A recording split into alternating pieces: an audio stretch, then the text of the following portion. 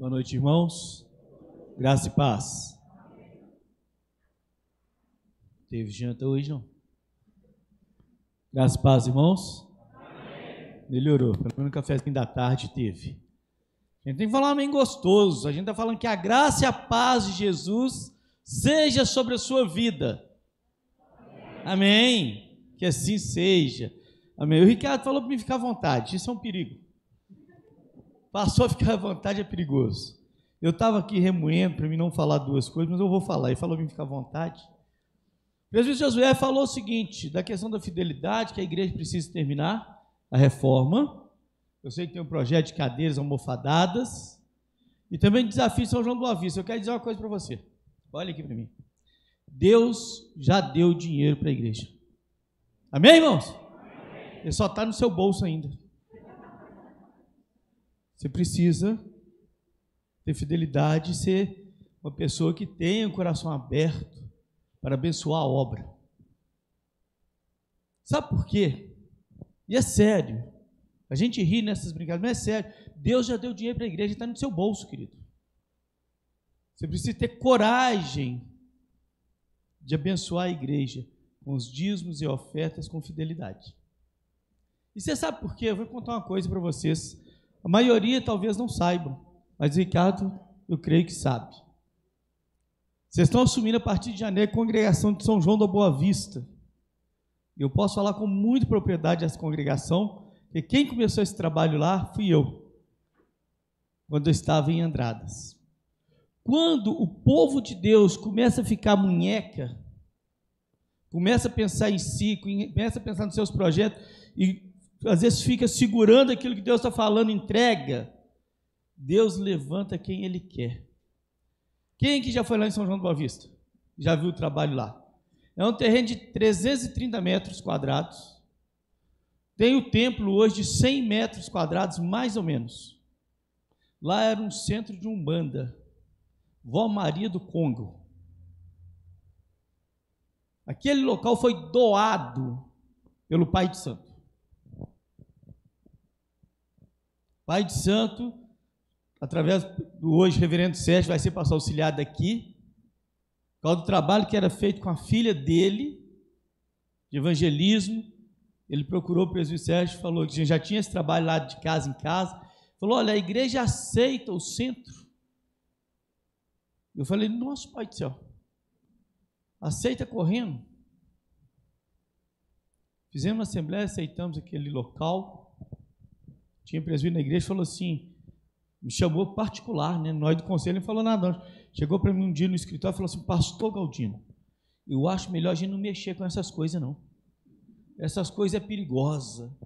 Eu falei, maior, meu Deus, do que o demônio que já esteve naquele lugar.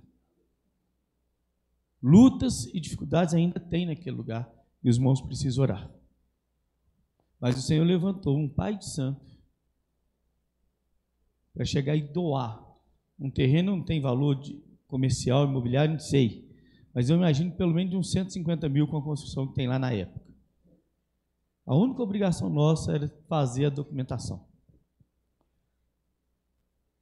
Então Deus te dá a oportunidade de ser fiel na tua igreja, querido.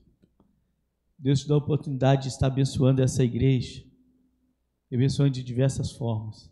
Muitas das nossas igrejas começaram porque pessoas doaram terreno, doaram casa, doaram parte para fazer acampamento da Roseira, acampamento do Manaim, tudo foram doações de pessoas que abençoaram a igreja. Se não foi total, foi 70%, 60%. Então, querido, põe isso no teu coração.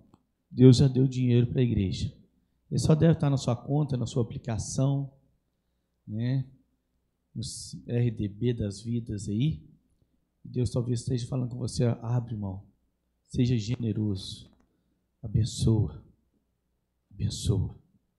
E Deus vai derramar bênçãos sem medida sobre a sua vida, em nome de Jesus. 53 anos, há 20 anos atrás, eu estava lá em São Paulo, no Ibirapuera, comemorando o centenário da igreja.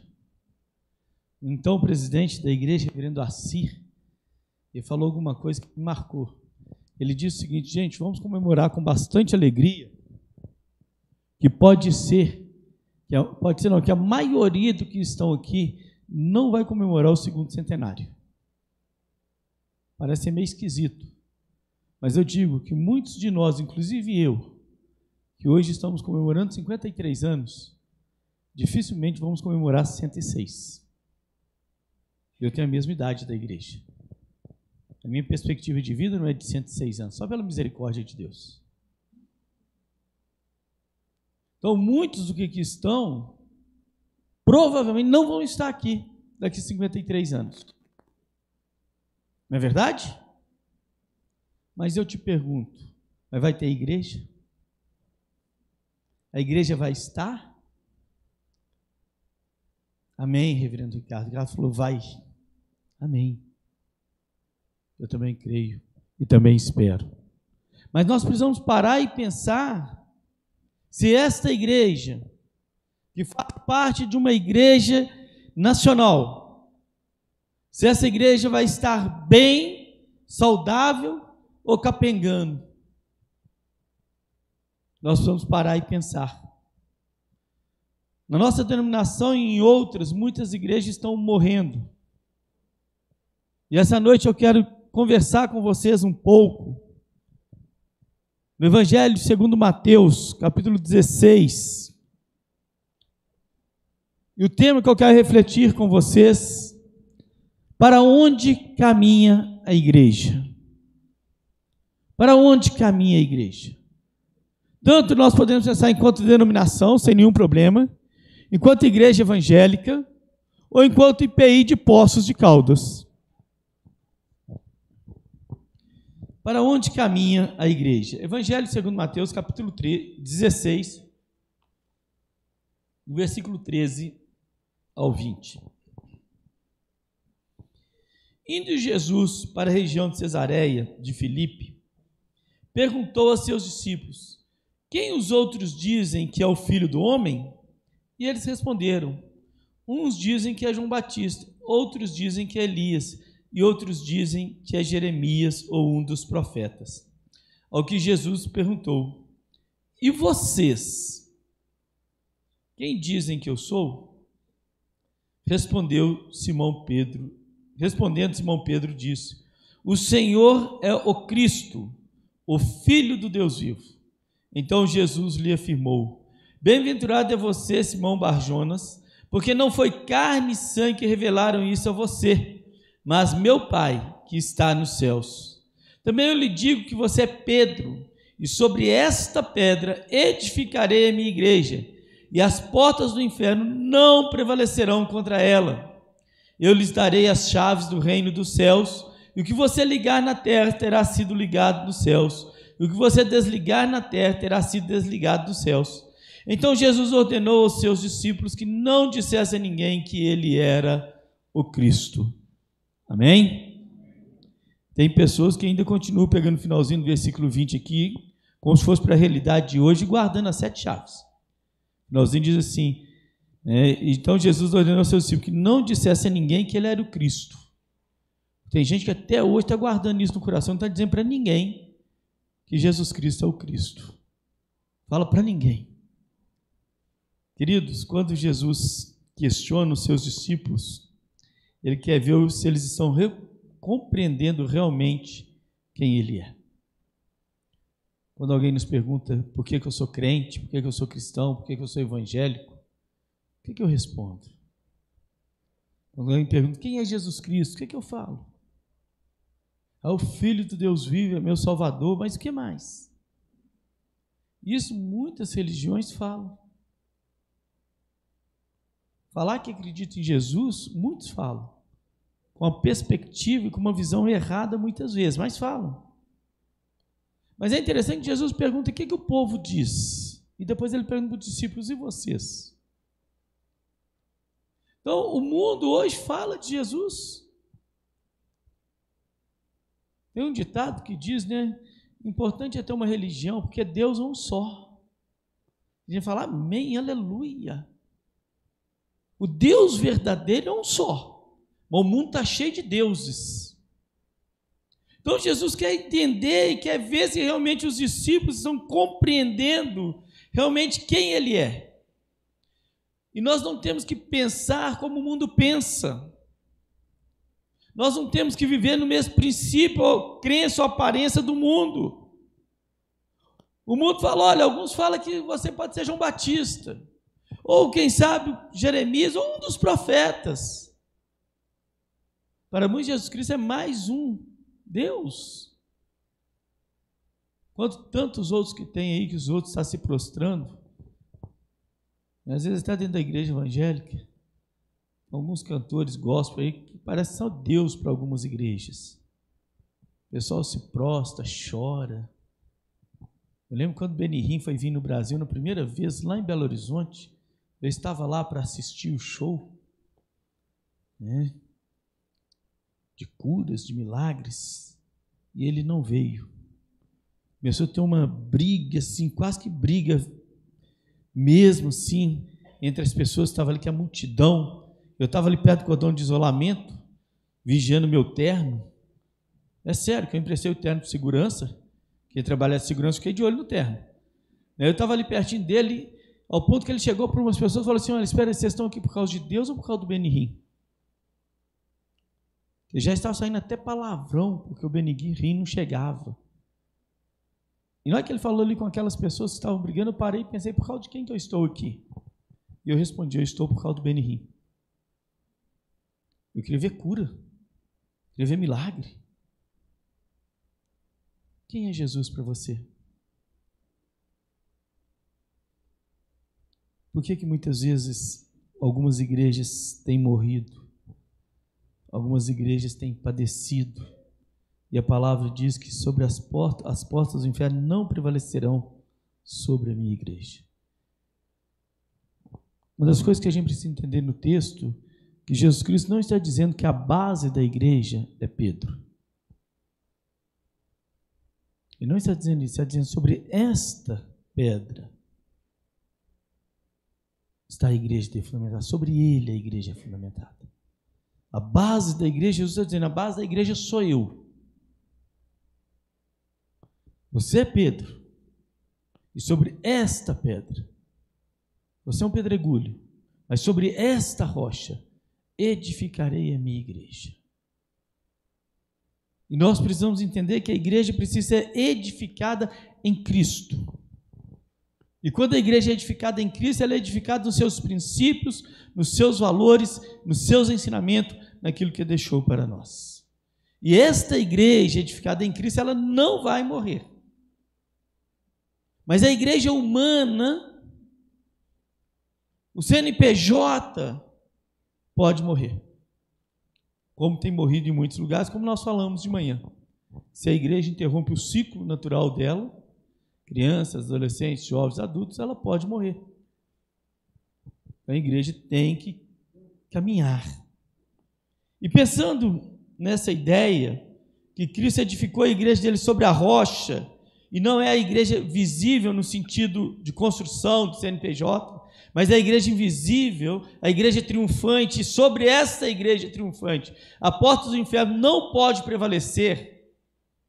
Nós precisamos entender que na igreja visível, que somos nós, que temos uma placa, um CNPJ, se nós não tomarmos alguns cuidados, essa igreja pode perecer. Essa igreja pode morrer. E nós queremos pensar, comparando um pouquinho, ou pensando um pouco nas igrejas da Ásia Menor, quando a carta de Apocalipse é escrita, ela é direcionada às 7 igrejas da Ásia Menor, e a gente fica triste quando a gente olha hoje, e menos de 1% na Ásia Menor hoje, que era a Ásia Menor na época, não são mais crentes.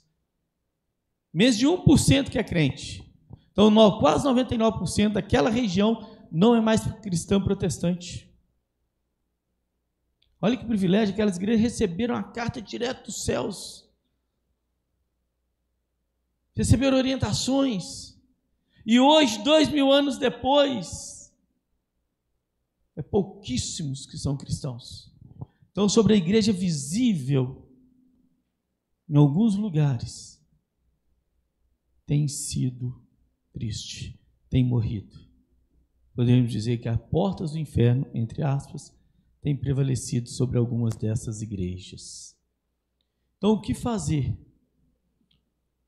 para que a nossa igreja não morra? Para que a nossa igreja complete 106 anos. Para que a nossa igreja, a cada dia, possa trabalhar quem é Jesus Cristo de verdade no seu coração, na sua vida, na sua sociedade. A morte de uma igreja acontece, em primeiro lugar, quando ela se aparta da verdade.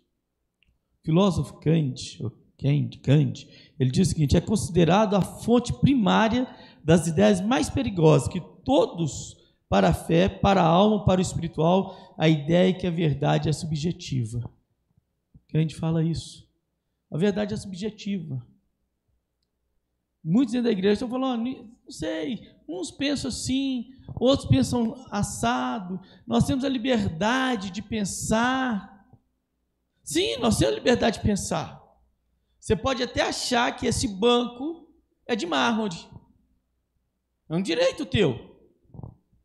Mas ele não é, ele é de madeira. A verdade da palavra de Deus não é subjetiva. Ela é verdadeira, ela é única, ela é o princípio que tem que nortear a nossa vida. Mas quando a igreja começa a ir pelas essas filosofias humanas, essa ideia hoje da sociedade líquida, né, que tudo é relativo, tudo pode, depende do seu ponto de vista, que nós estamos numa era da modernidade, globalização, o mundo está conectado, o mundo pode estar conectado, pode estar com tudo, e agora a IA, né, que o pessoal está amando a IA, a inteligência artificial. Esses dias teve até um culto feito pela IA, olha, fizeram uma projeção lá na frente, esqueci o nome que faz aqueles negócios lá, e lá teve lá, a pessoa pregou, pessoa entre aspas, mais de 300 pessoas assistiram aquele culto, falaram, nossa, legal, um culto feito pela inteligência artificial. Tem pastor que está pegando sermão agora da inteligência artificial, coloca lá, aniversário de 53 anos, o que eu devo pregar? É dar os 3 pontos e conclusão ainda, para sermão presbiteriano. Mas que verdade é esta? Então a igreja morre quando ela se aparta da verdade. Não tem nada contra usar a Bíblia no celular, no tablet, sem nenhum problema. A Bíblia não é o papel. Amém, irmãos? A Bíblia é o conteúdo. Você não quer carregar mais o livro impresso? Quer carregar no celular? Amém. Mas você lê, você medita, você faz reflexão, você pensa naquilo, nesta verdade. Porque para nós e para muitas pessoas hoje, tem deixado a Bíblia de lado. A Bíblia é a palavra de Deus. Então, se a igreja deixa essa verdade de lado, ela começa a padecer, que ela começa a aceitar tudo. E o tamanho da igreja não determina a vida saudável dela. Vocês olham para mim, forte, falam, está sobrando saúde. Você olha os exames, tem colesterol, triglicérides, diabetes, pressão alta. Aonde está a saúde? Então não é a igreja estar cheia que ela é saudável. Mas também essa desculpa. A igreja está vazia porque a gente prega a verdade. Também não é verdade. A igreja saudável é aquela que está firmada na verdade de Deus. Não na verdade que ela quer ou que a sociedade quer. E essa verdade de Deus faz a diferença na vida das pessoas. A igreja morre quando essa igreja mistura com o mundo. Quando a gente lê lá a carta das 7 igrejas, Pérgamo, Dividir entre felicidade a Cristo, fidelidade a Cristo e apego ao mundo. Lembra daquilo que Deus colocou no seu bolso? Fidelidade a Cristo e apego ao mundo. A igreja de Tiatira tolerava a imoralidade sexual entre seus membros. Normal. Todo mundo faz. Numa das igrejas que eu pastoreei, chegando e começando a trabalhar naquela igreja, eu descobri que um presbítero estava em adultério há mais de 5 anos. Graças a Deus que a liderança não sabia. Mas alguns da igreja sabiam, alguns até mais parentes sabiam, mas ninguém falava nada. A igreja é destruída quando ela se mistura com o mundo. Sardes, não havia heresia nem perseguição, mas a maioria dos crentes estava contaminados com pecado. Alguém já disse, fui procurar a igreja e encontrei no mundo, fui procurar o mundo e encontrei na igreja. Quando a igreja se associa com o mundo, ela se torna inimiga de Deus. Tiago 4,4 fala isso, ser amigo do mundo é ser inimigo de Deus. Então, se nós queremos uma igreja saudável, uma igreja que vá completar os seus 106 anos ou mais, ela precisa ser uma igreja que seja amiga de Deus, companheira de Deus. O reverendo Hernandes Dias Lopes, ele fala numa das suas mensagens que não está havendo muita diferença, muito mais hoje, entre as pessoas da igreja e as pessoas não crentes. E ele fala, e a verdade é só pesquisar, que o número de divórcio na igreja é tão grande quanto fora da igreja. O número de brigas, de jovens viciados, que casam já tendo uma vida sexual ativa, é tão grande na igreja quanto fora da igreja. A igreja, quando ela começa a se envolver com o mundo, ela começa a morrer. No meio da bancada evangélica, no congresso, muitos se corromperam.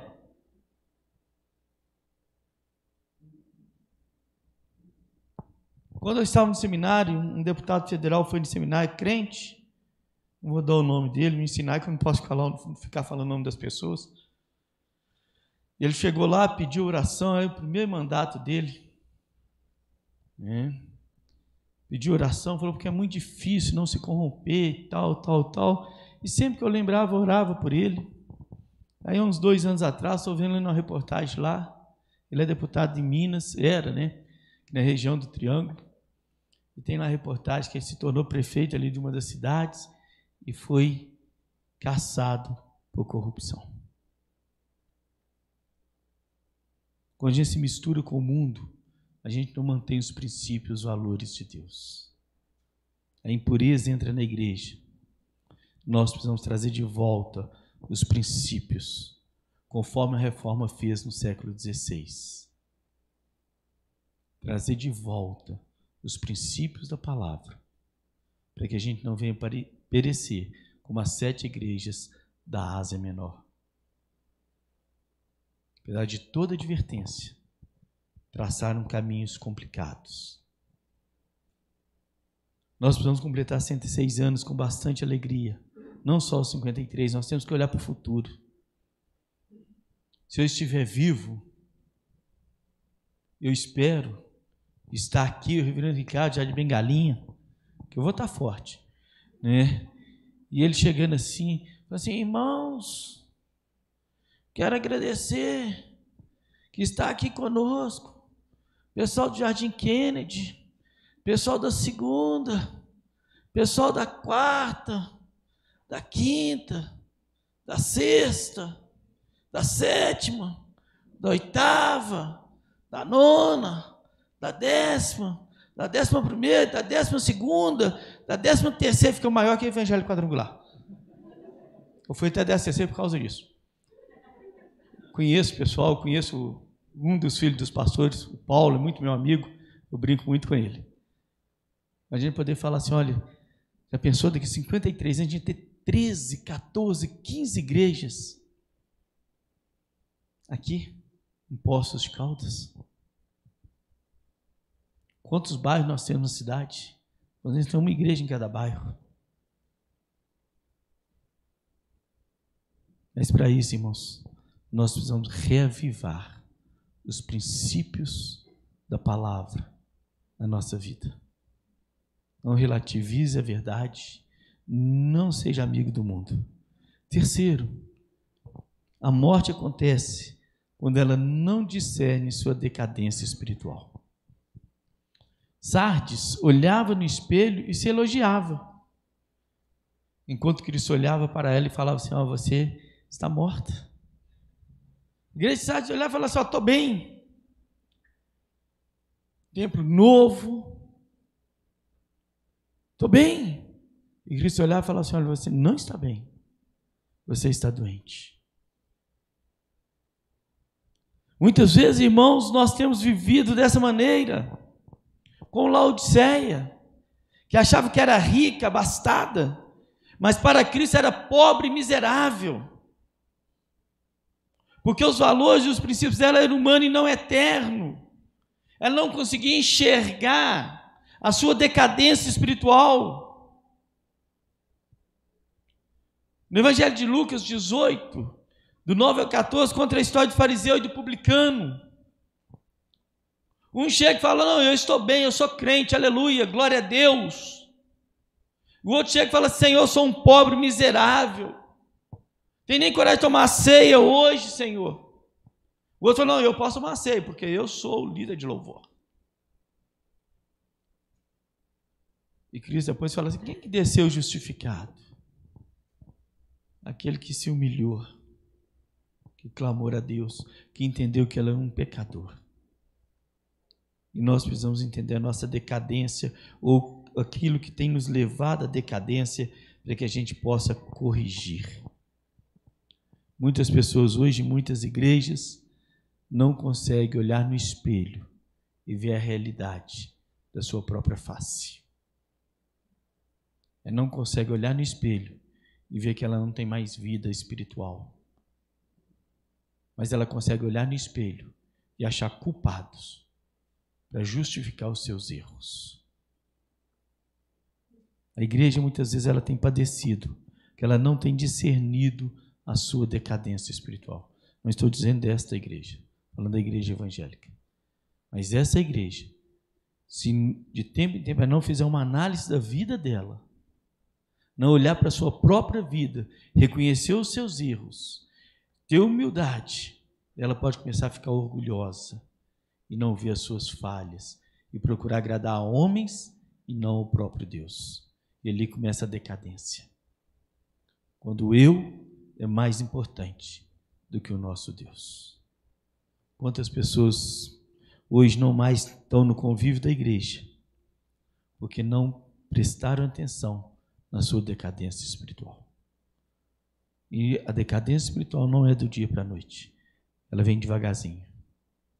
Vai minando as nossas forças, vai tirando o nosso ânimo, vai tirando nossa disposição de orar, de ler a Bíblia, de vir na escola bíblica, de frequentar o culto de oração, de frequentar reuniões de estudo bíblico, de ir nos trabalhos da igreja. Porque a gente sempre tem algo mais importante. O nosso ativismo, o nosso cansaço. Isso vai nos levando a uma decadência espiritual.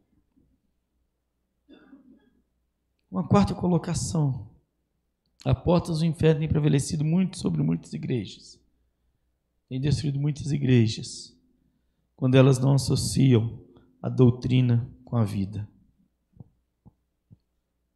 Quando a gente lê a carta do Apocalipse, a igreja de Éfeso diz que ela tinha zelo doutrinário. Olha que maravilha! Tinha zelo doutrinário, porém ela abandonou o primeiro amor. Ela tinha doutrina, mas não vida.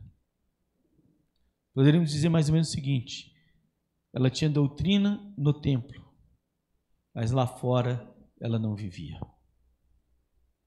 Ela tinha na ponta dos lábios a palavra, mas essa palavra não era verdade na vida dela.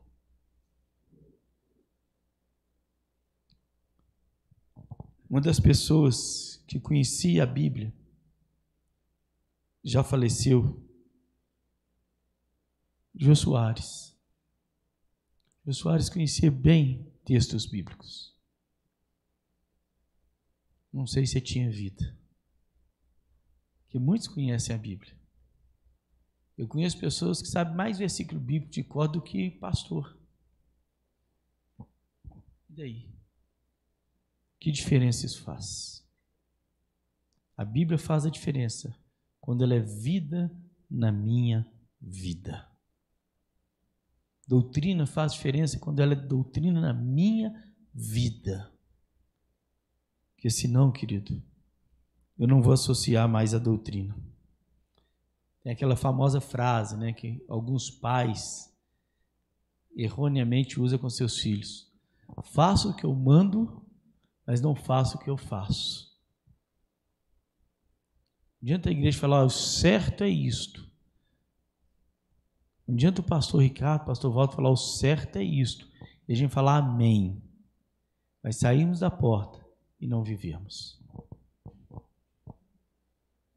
Certa vez numa igreja, a Cláudia, quem conhece a Cláudia, né, aquela linda mulher que Deus me deu de presente, eu não merecia nem mereço, mas Deus foi generoso comigo.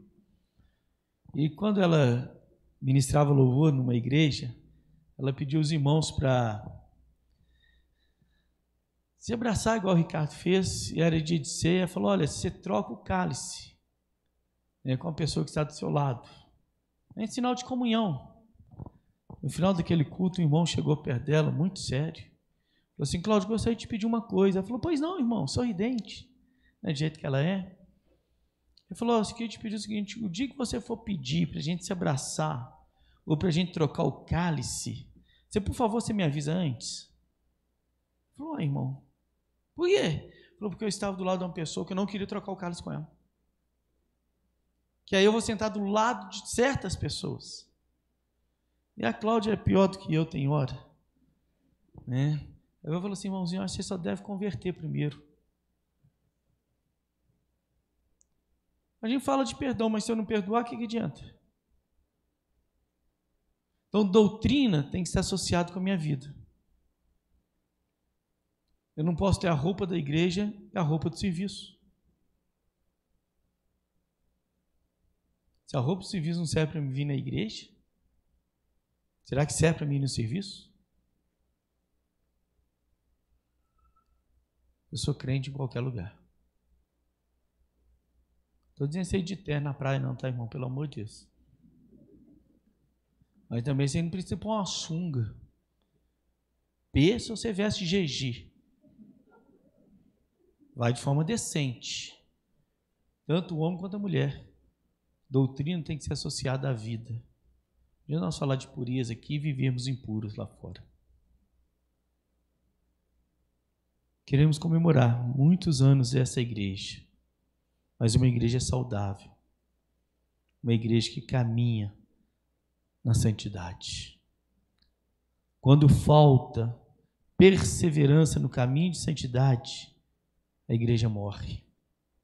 Esmirna e Filadélfia foram elogiadas e não receberam censura do Senhor. Olha que maravilha. Olha, se o Senhor estivesse agora levantando João no nosso tempo, ele estivesse escrevendo para algumas igrejas da região sul de Minas, e ele mandasse para o primeiro IPI de Poços de Caldas, só elogios. Gente, a gente ia ficar feliz demais. Só elogios. Não receber nenhuma censura. Mas elas também, tanto Esmirna como Filadélfia, não estão mais figurando lá na Ásia Menor como igrejas que permaneceram até hoje. Em algum momento da caminhada, alguma coisa aconteceu e as portas do inferno nesse sentido. Lembra que eu falei que a porta do inferno não prevalecerão sobre a igreja do Senhor, sustentada em Cristo Jesus, a igreja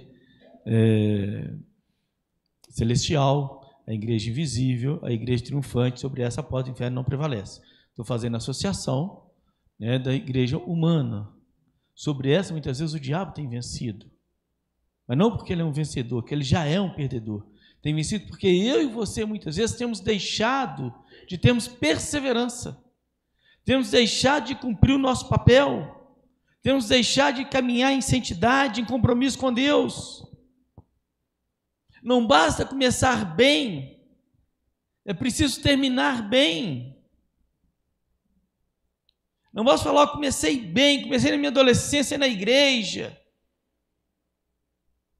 Falar nisso eu até queria depois, se o pastor Ricardo pudesse mandar. Eu vi que tem 3 tecladistas no mínimo na igreja.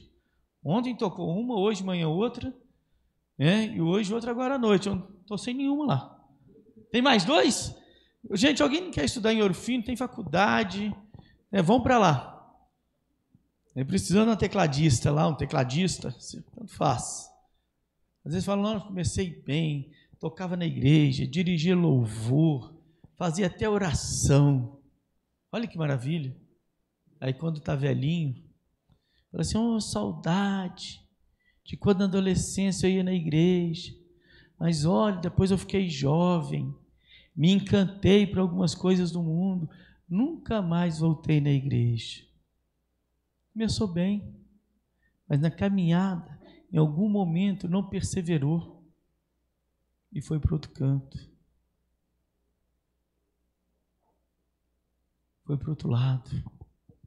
É preciso começar bem, mas é preciso perseverar para terminar bem. Se nós queremos que a nossa igreja, que começou tão bem, 1968, organizada em 1970, eu acredito que o pastor reverendo Isaías Garcia Vieira, quando olha e fala assim, olha, louvado seja Deus pela visão que me deu, pelo ter aceitado esse desafio, e olha que bênção, já tem 3 em Poços de Caldas, porque a igreja está perseverando. Mas se nós que somos a igreja de hoje, de 2023, a igreja está comemorando 53 anos, se nós não continuarmos perseverantes, pode ser que a gente não comemore 106 anos. Mas eu quero, pela fé, o meu filho Lucas, que é bem mais novo que eu, com seus 70 e poucos anos, daqui a 53 anos, de repente eu posso estar lá na cama, não podendo sair mais, e falar, papai, fui lá no aniversário de 106 anos da IPI de Poços. Tinha 13 igrejas já, papai, em Poços de Caldas. E eu falar assim, filhinha, quem é Poços de Caldas? Fala, papai, é uma igreja que o senhor pregou. Fala, aleluia, filho, mas não sei quem que é, não. Eu com 106 anos vou lembrar, não estou lembrando nem hoje mais.